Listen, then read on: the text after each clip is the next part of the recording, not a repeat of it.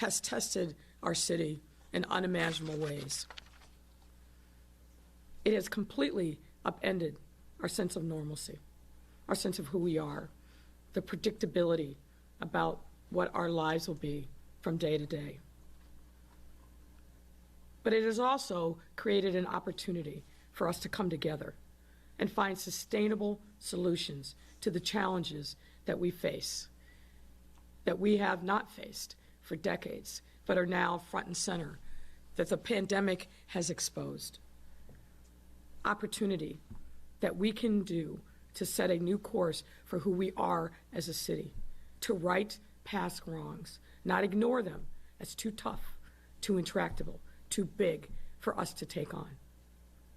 One of these challenges has been finding a way to ensure that every single child in our city's heart and soul, has what they need to be able to thrive in a vibrant, safe, and nurturing environment, and do that while advancing their educational rights. And I say rights because that's what I believe. Education is absolutely the great equalizer. I am a testament to that truth. And I want that opportunity for all of our children, regardless of their circumstances, zip code, race, ethnicity, citizenship status. It is the only way that we will thrive as a city, that we will rejuvenate ourselves in generation after generation, is that all of our children have access to a quality, safe education. CPS has worked diligently to provide the best possible remote learning experience and allow our children to continue their studies even in the midst of a pandemic. The fact of the matter is, however, that it is not sustainable, not over the long term, because it does not serve every student equally, especially those students who are younger, who require additional help and supports, or simply don't have access to a sustainable learning environment for whatever their circumstances are. I would urge people of goodwill who care about this issue, particularly other elected officials, to do two things. Number one, to actually physically go into schools in your wards, in your districts. Why is that important? It's important because, one, you need to be present. You need that information to be able to make your own assessments. And you will show support for the workers in these schools who have been there all year, making sure that those buildings are safe and operational. They have made tremendous sacrifices that we need to recognize. And it will give you the opportunity to see firsthand, not through some talking points sent through an email, but to see firsthand what work has been done by people who have made a lot of effort and gone the extra mile to make sure that those buildings that have been open, by the way, since last March, all summer long, all fall long, to make them safe and welcoming for our teachers, our staff, and importantly, for our students. The other thing I would say is this. The other thing that's important for you to do is actually see what's happening on remote learning. I have attended several sessions of remote learning at schools across the city. In some instances, it works quite well, but in many others, it does not. The challenge of trying to get some of our youngest learners to master Zoom or the other platforms, to be able to mute and unmute themselves, to be able to actually engage as a class on remote learning, are profound. Magnified when we come to our diverse learners. Remote learning works for some who have a lot of support, who have a parent or adult at home, who can help them stay focused, who can help them with the technological glitches that invariably come. It does not work absent that kind of support and environment. And why we are here today is to talk about the necessity of giving our parents and our students the option to come back to in-person learning. What's gotten lost in a lot of the noise here is it's an option. And 77,000 of our parents of pre-K and our diverse learners have said, I would like to come back. And we have an obligation to support that selection, that choice. And we have and we will. We're here today to talk about the extensive preparations that we've made to welcome our pre-K and cluster students back to the classroom on Monday. Everything that we've done over the past several months to respond to COVID-19 has been based not only on our public health data, but driven by our values of equity and inclusion, the necessity of making sure that none of our students fall behind, that the education achievement gap does not widen during this pandemic, as we fear that it has every day. That's why creating a pipeline to in-person learning is absolutely essential and core to who we must be if we truly believe that education is the pathway and the great equalizer that I know it to be, having lived that life myself.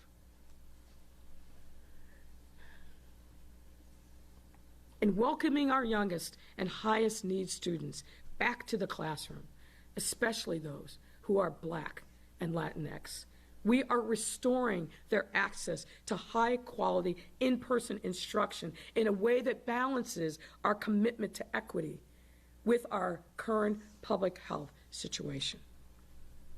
As with any public health gathering during a pandemic, there is simply no possibility of creating an entirely risk-free environment.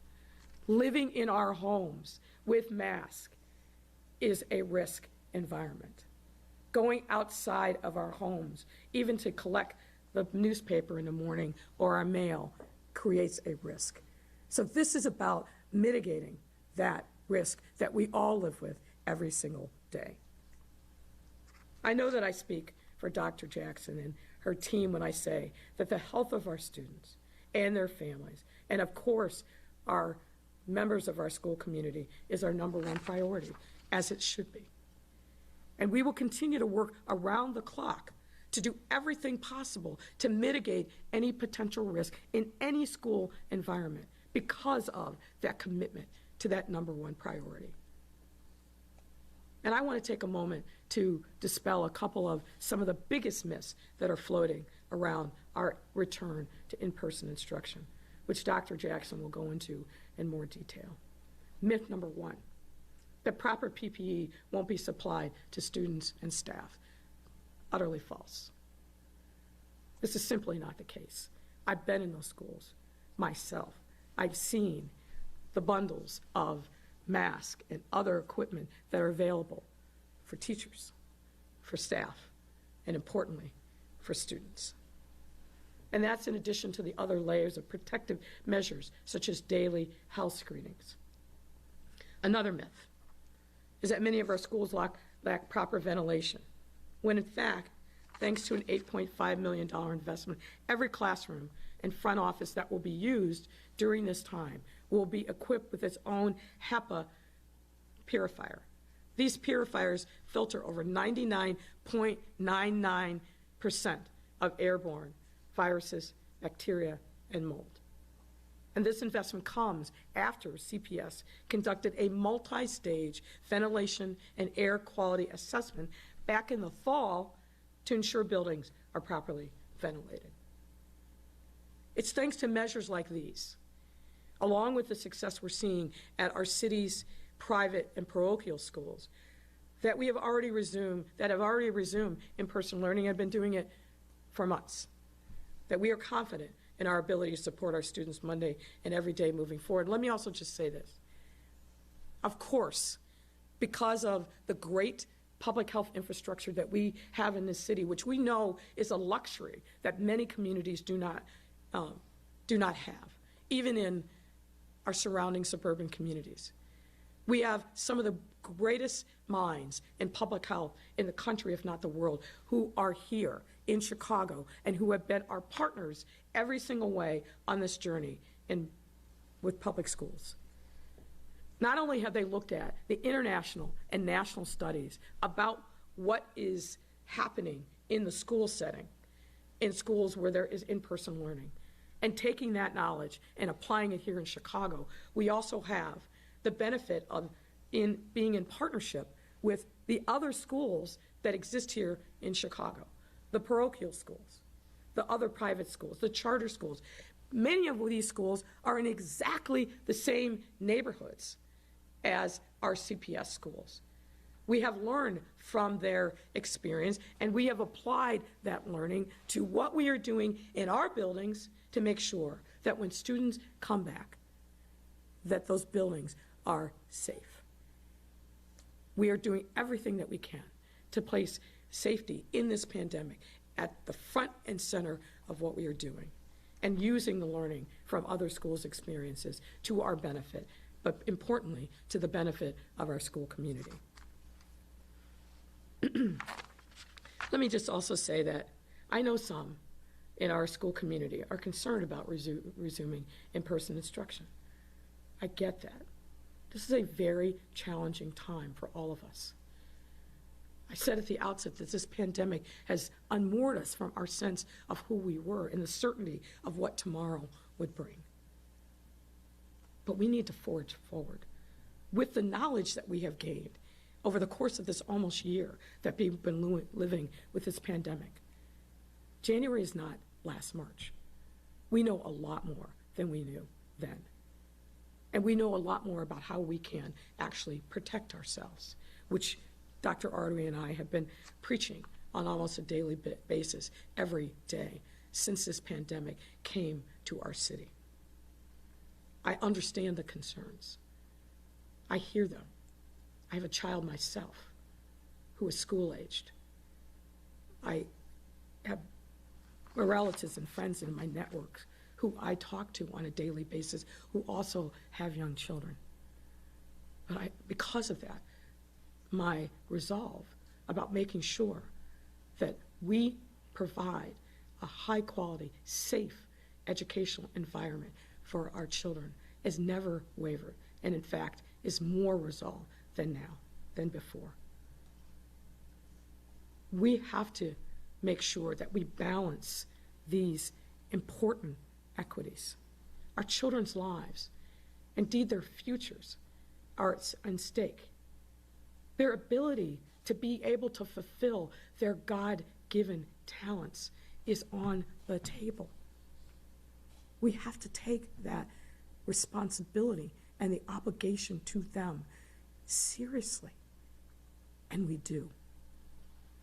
In order for us to create an environment where our children can learn and be safe and thrive, we need the cooperation and collaboration of every stakeholder in our school community. What this all boils down to is giving families the option to make the best decision for themselves, many of whom rely upon their school communities to make sure that their children get a warm meal and a safe place to be so they can fulfill their God-given talents. To deny parents this option is irresponsible and wrong.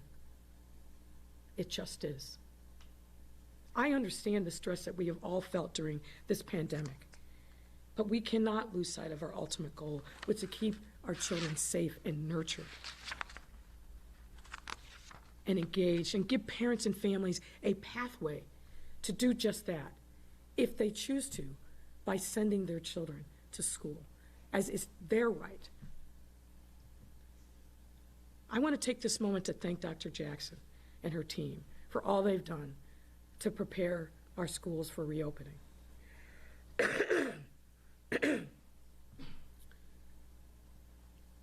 I have a sense of the sacrifices they've made. I know how heavily this decision weighs upon all of them, and we do owe them a debt of thanks and gratitude.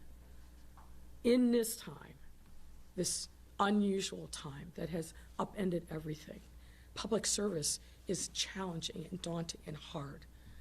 And to have a leader like this who stands tall in these moments, and focused and determined, is a gift, and we should be grateful, and I am. I also want to take this moment to thank everyone in our school community. Let me start with our principals, who have been in these buildings all year since March. Our principals, our assistant principals, we owe them our thanks as well. And I give it to you on behalf of a grateful city. We also must thank our teachers. An unbelievably difficult and challenging environment to stand up remote learning so quickly has been a challenge. To continue to hang in there every single day. People who love our children, who absolutely have been and will be there for them. Whether you are able to come back in person or not, we owe you our thanks, and I extend it to you as well.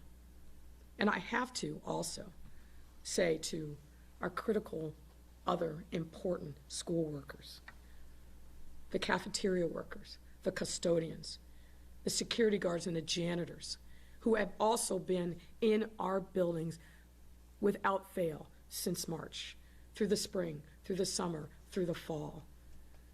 I've had the honor of meeting many of you as I've toured these buildings over these last many months.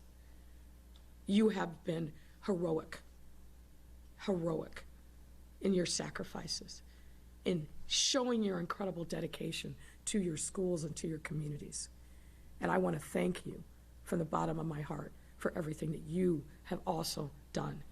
You are often the unsung heroes here, but I want to shine a spotlight on you who have been there every single day, making sure that those buildings are clean and safe and functioning and ready to welcome our students back to in-person learning. We all have an obligation to give our kids the best shot at success. We've made a commitment to engaging with the CTU leadership, and the CPS team has manifested that commitment every single day since June.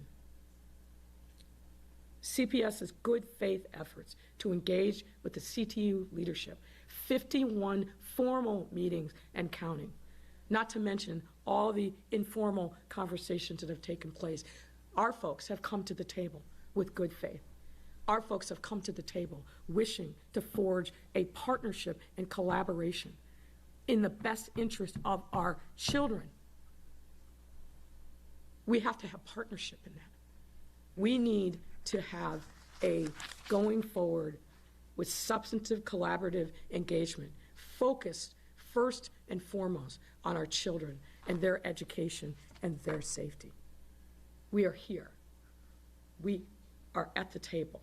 We stand ready to move forward together towards a solution.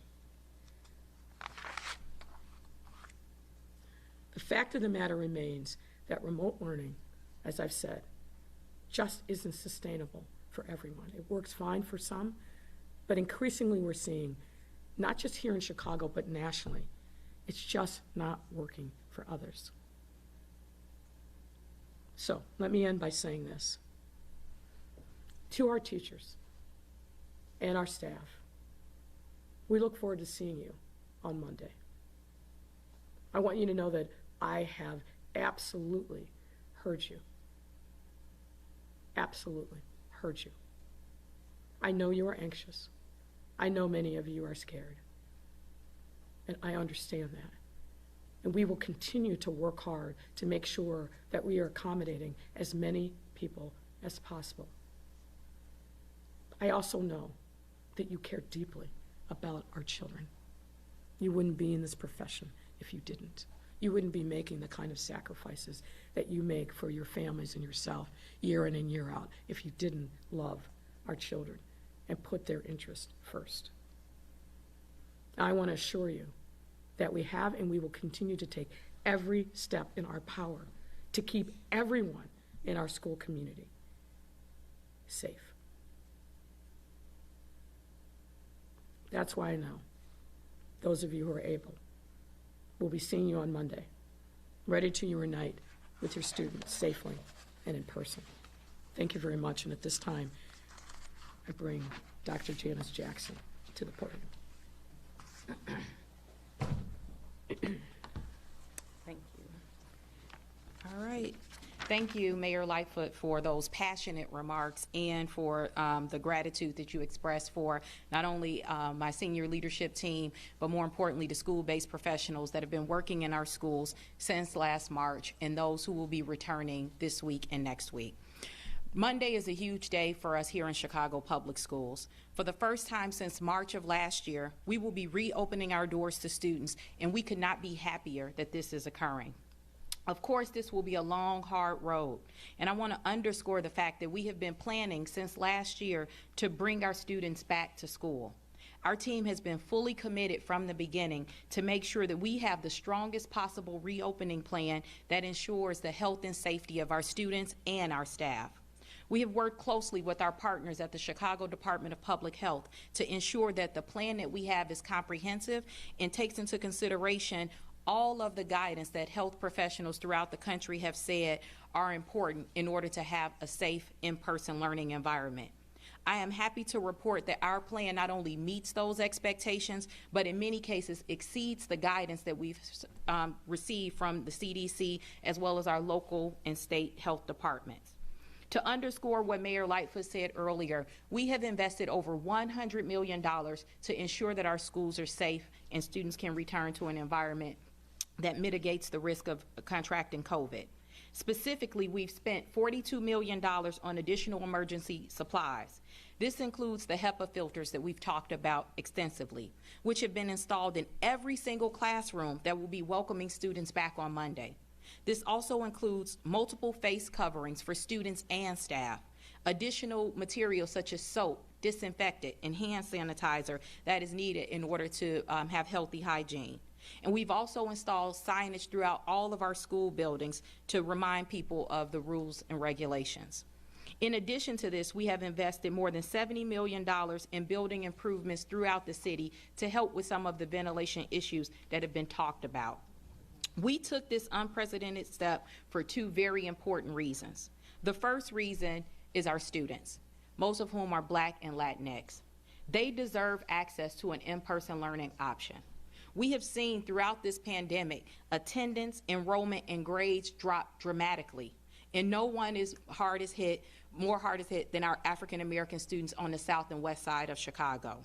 They are struggling to make remote learning work for reasons that are beyond their control. This is especially true for our youngest students and students with disabilities who need significant support from an adult in order to make remote learning work. For many of these students, their parents are themselves the essential workers that we have been applauding throughout this pandemic. And many of them cannot stay home throughout the day to help their students learn in a remote environment. And for that reason, we must reopen our doors and give them an option.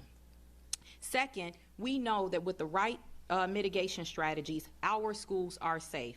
Schools in Chicago, throughout the state, throughout the country, and in fact throughout the world, have been operating safely with the right mitigation strategies in place. Just this week, Dr. Frashone, who you will hear from later today, and her colleagues at CDPH published research showing the safety of Chicago schools that have reopened during this pandemic. There is no reason to believe that Chicago public schools will fare differently. We began this effort knowing that in-person instruction would not be the right option for every family, but we also believe that every family had a right to have that option provided to them. Private school students have had this option for months now, and now is the time for public school students to have it as well. In November, 77,000 students, families of 77,000 students told us they plan to attend school when it reopens this month. Since then, families have had the option to switch back to remote learning if they felt uncomfortable with the planning that CPS has in place. I'm happy to report that enrollment has remained steady, and we have no reason to believe, we have every reason to believe that more families will opt into in-person instruction over the coming months. To prepare for their return, pre-K and cluster classroom teachers began returning to work this week. We reported earlier this week that 60% of school-based staff returned on Monday. Over the course of the week, that number has grown to 65%, and that increase is largely driven by teacher attendance increasing throughout the week. These teachers chose to attend school despite significant pressure from union leadership, which has openly encouraged both parents and students to remain out of the classroom in defiance of actual public health guidance. Throughout the week, we have sent clear messages to those who have chosen not to attend work. And beginning Monday, when families send their children to school, expecting to see their teachers, we know that a small portion of staff members may choose not to return. Those individuals will be deemed absent without leave, and they will not be eligible for pay going forward. This is not a measure that we take lightly, and it can be avoided if staff chooses to return to school. We believe we've done every single thing within our power to ensure a safe return to school, and this situation can be avoided. We think the 77,000 students and families are counting on us for an in-person return, and it is our collective responsibility to provide them with the education that they deserve. While an agreement with CTU is not necessary to reopen schools, we remain hopeful that an agreement can be reached. We continue to meet with them, as the mayor indicated in her remarks, and we have increased the frequency of our meetings with them, and we're happy that the union agreed to do that starting this week. We had made progress throughout the months before on a number of key items related to school reopening. But I was disappointed earlier this week when we saw the union move the goalpost on their demands, which is something that unfortunately we are all too familiar with. In addition to maintaining their demands around safe reopening, they reintroduced older demands like rent abatement and things related to things outside of Chicago public schools in a safe return to in-person instruction. I should also note that some of the demands simply defy the best available guidance from public health experts. We will continue to meet regularly with them, but we will only make progress if all parties come to the table focused on the only goal we should have, which is how do we see students return to school in as safe a manner as possible. Getting students back into the classroom safety has been our goal all along, and we're set to do that on Monday. Our schools are ready for every student that has signed up for a return to in-person instruction, and we cannot wait to welcome them back. We know that this is a scary time and that the return to in-person instruction will not be easy, but we are confident that when students and staff return to our schools, they will see that the right measures have been taken and put in place to protect them and ensure that our kids can learn in a healthy environment. No one has been working harder on this than the principals throughout the city. I want to echo Mayor Lightfoot's comments and gratitude towards our administrators who have worked hard. Even when we knew very little about COVID-19, they still showed up every single day to make sure that students had devices, students had access to meals, and that parents' questions and concerns were answered throughout this process. I would now like to introduce one of those principals to talk to you today, to say a few words about reopening and to speak on behalf of her colleagues. Principal Jasmine Thurman of King Elementary on Chicago's South Side. Please welcome her to the podium.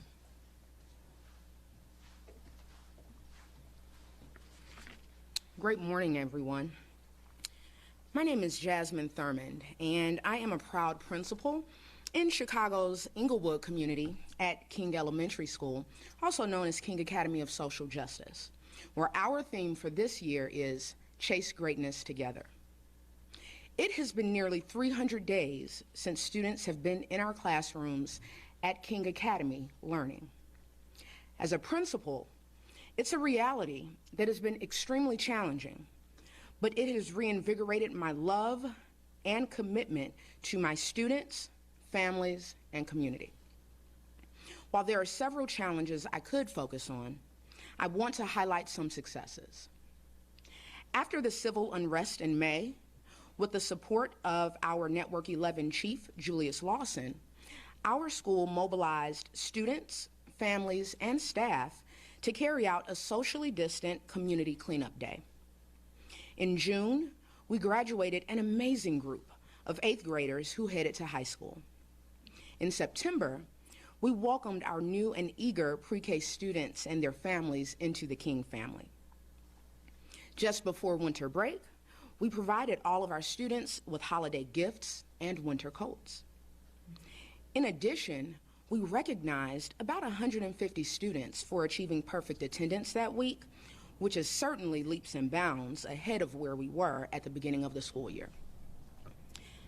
The resilience of my students and my team has been incredible, but as a principal, it's painful to know deep down that remote learning is not working for every student and family, especially the ones who look like me. Therefore, as we approach nearly a full year since we've shifted to remote learning, I believe it's important for my school to start taking steps toward bringing our students back to King. Each step empowers my parents to choose the learning model that will help their child reach their full potential. Most of these steps have already occurred, and they're largely connected to safety.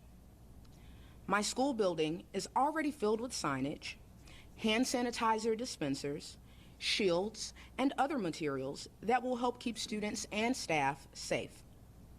Additionally, every classroom will have a HEPA air purifier that will filter 99.99% of viruses and bacteria. On Monday, the next key step will take place as we welcome more than 60% of our pre-K students to King for in-person instruction. Remote learning has been especially difficult for our youngest learners, so bringing them back first is essential. This will also allow my team a few weeks to develop best practices while we have a smaller number of students in the building, which will help us be more prepared for the beginning of February, when we're expected to welcome about 30 to 40% of our kindergarten through 8th grade students. We have put an immense amount of time and effort into making our school safe for our students' return. And that commitment to safety will be just as important to us in the coming weeks. Even though we are starting to bring students back, I also want to reiterate that students who are staying remote for the next quarter will still receive high-quality instruction from their passionate teachers on Team King, who want nothing more than to see them succeed. This pandemic has only strengthened my own desire to see my students succeed. And while I might not be able to hug them when they return, I am so looking forward to hearing their voices and laughter in my building again, and watching them flourish as students in ways that they did not even know they were capable of. I'd like to welcome Ms. Sarah Sation, a parent of 3 CPS students, to the podium. Thank you.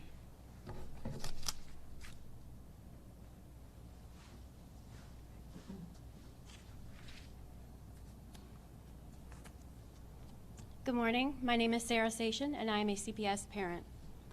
Thank you to CPS for the opportunity to speak today. Thank you to the mayor. I would like to acknowledge my fellow CPS parents and thank them for their shared sacrifice for the good of our communities. Whether we follow remote learning to a T or if we could barely keep up with logging our children on each day, we all did an amazing job of teaching and coaching our kids through an unprecedented time. Parents have been good hosts to both CPS and teachers and staff as they use our homes and paid utilities to reach our children remotely.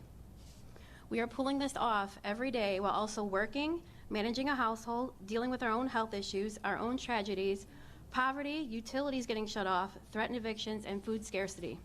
I have experienced all of these during this pandemic, and I know I'm not alone.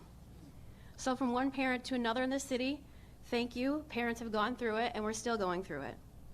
My personal experience with remote learning is varied.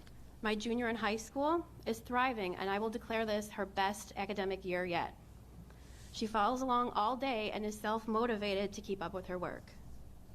My 5th grader and my 2nd grader are both diverse learners, and even with their adapted schedules, we are still struggling with remote learning. My 5th grader with autism is down to 1 hour online a day and begs daily for me to do something so he can get back to in-person learning. My 2nd grader, well, I can't tell you the last time I logged her on. It was heartbreaking to watch her stare at the screen and disassociate. I know I am not the only parent that wonders what effect this pandemic time has had on this generation of children. I am doing all I can daily to keep my kids from further disappearing inside themselves, including not participating in remote learning. I used to think it was me that I was failing, that if I was more educated or patient, but no, if any other parent has felt this way during remote learning, please know you are enough. We are their first and greatest teacher and their strongest advocate. I am here today to teach my children how to lead, armed with kindness and facts, towards a better tomorrow. When CPS surveyed me about returning to schools, the choice I made for my kids is to return, and to return 4 days a week. I'm stepping out on faith to build a bridge between parents and CPS so that we can work together to safely open our schools. Parents do not have a union to speak up for us, so we appreciate being given a seat at the table. Thank you. I know that other families will choose the option that's best for them and their particular set of circumstances. I am satisfied by how closely CPS has worked with the Chicago Department of Public Health every step of the way to ensure my children will learn safely inside CPS buildings. I believe there is a lot to look forward to in 2021, and I know that one of the things I'm especially looking forward to is to see my children's eyes light up on their first day back to school as their teacher warmly welcomes them into the building. Thank you.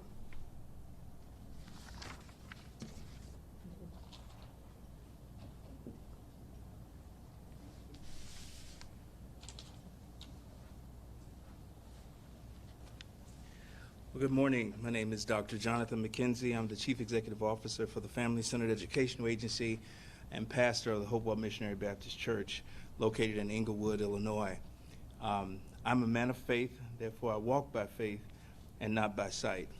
However, I'd be lying to you if I said I like what I'm seeing, and I don't.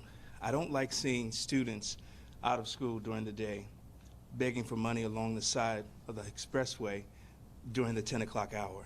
That's something that I've personally seen and observed on a continuous basis. I don't like seeing students struggle. I went to Fuller Elementary School and later on Chicago Vocational High School, and I'm very familiar with struggling and academically being behind. And so for that reason, I am here. And I understand and know that it's not enough just to have faith, but faith without works is dead. And therefore, I have been working with Chicago Public Schools and others in the faith-based community to provide support to CPS, because I don't see this as a CPS issue, one that they are to handle solely by themselves. We in the faith-based community have to be a part of the solution. We have to be relevant during this time. And so I've said to members of my church, as well as others, that we will be remembered for what we did during this time of crisis and what we did not do. And so we have invested, in my church, we've invested about $70,000 into a safe haven space for children to support CPS schools and the mayor and others, children who need help and during after school hours. We've invested in electrostatic magnetic guns that shoot solution to clean the facility, as well as ozone generating machines and ultraviolet light machines to assist with making sure we have a safe environment. And we've also invested in toys. We gave out we served 700 children during the winter break. And we didn't just give them toys, but we gave them educational games such as leapfrogs and leap pads, because we recognize that they're falling behind. And so I want to be a part of the solution.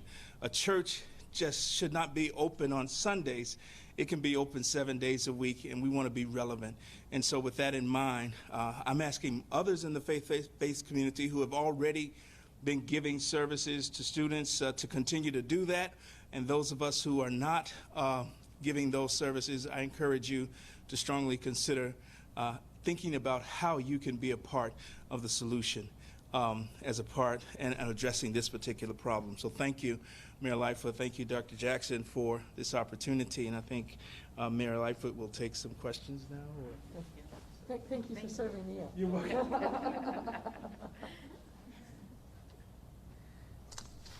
All right, and with that, I neglected in my opening remarks to acknowledge Dr. Fascioni, who's from the Department of Public Health, who's also here in the event that there are questions that are appropriate for her.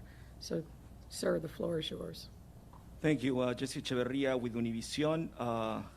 I'm still getting some questions, but I'll make sure that I just ask one question from each of our colleagues, media outlets. I have identified some duplicates as well, so I don't have to ask the same question twice. From Univision, is there a plan in place in case CTU decides to strike this morning or in the following weeks? How would you describe that scenario if it were presented to CPS? Well, let me start, and then I'll yield to Dr. Jackson. Look, I think what we've seen this week is a growing increase in teachers and staff who are coming back. It's certainly my hope that that trend continues. As I said before, we are fully committed to substantive, collaborative engagement with the CTU. We all have to come to the table in good faith. The only issue, as far as I'm concerned, that's on that table is how do we safely bring students back and give parents options. And obviously, in bringing students back, increase the supports for the entire school community. Those are the only issues that are on the table. You know, other non-education issues, whether they may be important in another context or not, but things like defunding the police, things like issues on affordability of housing, those are issues that are outside of CPS's domain to address. We need to be focused on the education of our children. 51 and counting meetings, formal meetings, since June. I think evidences a strong commitment to getting something done, having substantive, collaborative partnership focused on our children. Are you confident that you have enough teachers and staff in place to allow students to return to class on Monday? What are your contingent plans if CTU teachers do not show up? And how can you reassure parents that their kids will be safe if the teacher do not show up? So I would just ask two things. I know I don't think you've been at least press conferences that I've attended. Number one, I would appreciate if you tell us who it is that's asking the question. Oh, yes, this is from NBC and let me just finish. One question at a time. You just asked me three things, so I'm old and it takes me a little while to catch up. So yes. why Sorry don't for we that. try again? Yes, it's a give question me one from question at a time, and we'll try to answer them as best we can. It's the same question basically from ABC and CBS. Do you expect to have enough teachers and staff in place to allow students to return to class on Monday? Okay, so let me answer that question first, and then I will defer to Dr. Jackson. The short answer is yes, and Dr. Jackson can tell you what plans are in place and what have the planning been done based upon what we see as the students who are going to be coming back and making sure that there are adequate staffing resources to support that return. Dr. Jackson. Yeah, I just wanted to underscore operationally, we are prepared to open and we can conduct school on Monday. Obviously, the district has been engaging in contingency planning. We will continue to do that. But again, I remain optimistic and confident that our teachers are going to return to work Monday, those that haven't been there this week, and welcome students back as is expected of them. This is a question from NBC and WBEC. The CTO posted on social media about so-called care rooms for students who experience COVID symptoms. Can you confirm that some schools have set up such areas? And is that a district plan or a individual school plan? Yeah, 100% of our schools have sick rooms or care rooms to support individuals who may become symptomatic or aren't feeling well or test positive at the school. We have that throughout our school. This is a best practice that has been outlined throughout the country for safely reopening schools or operating businesses across the board. So we feel confident that the systems that we have in place work.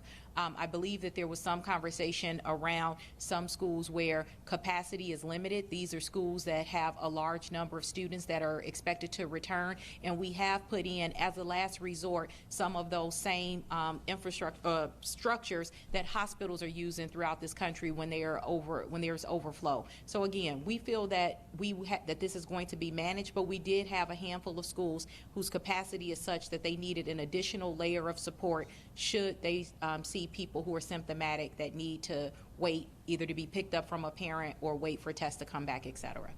I see that this question is related to the topic. It's from CBS. What does CPS leadership have to say about parental concern surrounding these care rooms for students developing COVID symptoms in mid-school day? Some parents feel they resemble cages, and in some schools they have been placed on the theater stage. Is there a concern about the optics scaring students required to spend time in them? Yeah, I just want to restate that 100% of our schools have care rooms. I would say almost all of them have a traditional classroom that has been reconfigured to support the school. The structures that you're referring to are hospital grade. These have been used and they are a last resort should a school become overwhelmed. It's important to note that some of these schools have capacity issues where they're overcrowded during normal times, and fortunately a large majority of the parents have opted to come back. So we believe that this is in line with, again, public health guidance. This was approved by our health department, and I'll let Dr. Frashone talk about the efficacy of these structures. So hi everyone. From the Department of Public Health standpoint, these rooms are a supplemental measure to the care rooms that exist at every school already. The intent from talking with the Office of Student Health and Wellness was that instead of having children socially distanced in a large auditorium, which you could not clean and disinfect afterwards, that these cubes were the better option. And again, this is just in case the care rooms were not enough volume for the students that need to wait. But we don't necessarily intend to use them, but you have to understand the cleaning and disinfecting that has to happen between students to understand why they were put in place. Question from Chalkbeat. How many students in pre-K and cluster programs respectively are expected to return to attend school in person on Monday? Yeah, that's okay. 6,000. 6,000 for pre-K and cluster, and another 70,000 or so on February 1st in K through 8. I know you talk about this on your remarks. It's a question from Telemundo. What type of disciplinary action will teachers face if they do not show up in person next week? Mm-hmm. Can you provide more than one example? Can they be fired? Go ahead. Folks, let's not race to the bottom. Yeah. Okay? What we want is a substantive, collaborative relation and resolution of this issue. Obviously, we expect teachers to fulfill their responsibilities. This is an unusual time. CPS has done a lot to try to accommodate medical concerns of teachers, but it's our hope and our expectation that those teachers who are expected to be back after having gone through that process will come. If not, then there's a process to address those issues. But let's not race to the bottom, okay? Can I add something to that? Please. Yeah. I also want to just add to the fact that majority of our teachers have returned, and some of those teachers that are not at work this week are following our guidance and protocol because of travel or some other question on the health screener. So I feel confident that our teachers will be here. I don't think it's helpful to continue to scare parents or make them think that their teachers are not coming to school. We've seen letters that are inappropriate going out. A lot of the media coverage has, built up this narrative. our teachers have been coming to work. Over close to 60% of them were there this week. So I think we should focus on the teachers who are preparing to welcome their students back, the principals that have worked extremely hard to make sure that our buildings are ready to welcome children back. But again, there's no reason to believe that Chicago Public School teachers are going to act any differently than the Catholic school teachers, private school teachers, and teachers throughout this country that have welcomed students back. The goal right now is to see our kids back in school and to make sure that they're healthy and safe and getting the education that they deserve. Thank you. This is a question from the Hyde Park Herald. How will students eat safely at cafeterias to protect against the spread of coronavirus, especially when there is no way to open restaurants for indoor dining with so much community spread? I'll start and then I'll invite Dr. Jackson. Folks, we've been feeding our children safely since March. Probably at this point, millions of meals. Our cafeteria workers have been well trained. They have taken all kinds of safety precautions. We absolutely understand the safety and social distancing protocols, and those are the protocols that will be in place. Schools have cafeterias. They've been producing food, healthy food, and feeding our students since March, all spring, all summer, all fall, and they will continue to do that. That's why I took time in my opening remarks to specifically focus on those workers who have been tireless in their efforts to make sure that they are doing their part to provide safety and nurturing environments for our students. Again, I would really strongly encourage you folks, particularly those in the media who have questions, take a look. Go to the schools, see what's happening. We can arrange tours. But the workers in those schools have been doing yeoman's work since the spring, not the least of which is to make sure that our kids have great, healthy meals so that they can be nurtured and ready to learn. This is a... Two more? Okay. And can I ask one off-topic question that I have? Okay.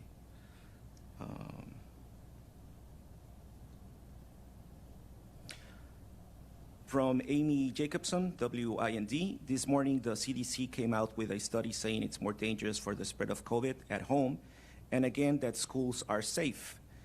There are 103,000 Chicago Public Schools high schoolers who have been left out of the reopening plan. Why? Dr. Jackson. One of the things that's important to note is that our plan is a phase-in plan. So we're starting with the students who need the most support, our pre-K students and students in cluster programs, but we're absolutely still having conversations with high school principals and network chiefs around how we can see a return to in-person instruction for our high schoolers. There are additional complications at the high school level with regard to pods because kids move about classes so often. But again, our plan, just to be clear, is to see a return to in-person instruction for all students and all staff. We're just at the beginning phase of that plan. So I would say to Amy to stay tuned. A question from journalist Don Rees. With a 7-day rolling COVID positivity rate at 10.5%, up from 8.7% the prior week, why is the metric of an 18-day doubling rate being used, and that metric, along with the 400 daily rate of infections metric, not longer being used?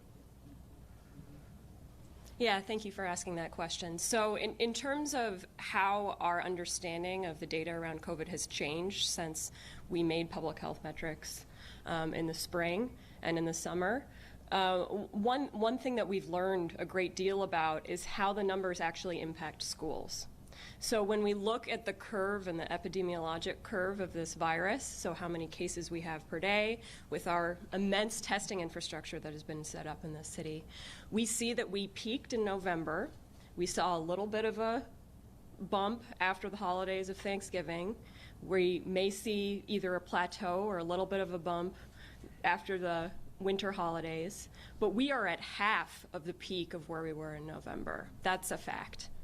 And no one public health metric, we would not put the families of this city at risk for any one public health metric. Good science shows that we incorporate new data and that we incorporate multiple metrics to make decisions. And with CPS's support, over time, we've been tracking what the best metric would be. Doubling time is only one of the factors that we use to make these decisions. Thank you. And this is a topic on a different issue from Blood Club Chicago. Why did the city under your administration fight the release of the Martina Stanley video even after a judge ordered it released? This is the video that shows police hitting her with an SUV and leaving the car on top of her leg. I don't believe that's an accurate characterization of what happened. Again, we're just digging into the facts. This is a case that just came to light for my purposes recently, but I don't believe that that's an accurate characterization. I think Chicago Police Department and the Law Department have both put out information about that, and I believe that their statements are different than the premise of your question. Okay. So thank you.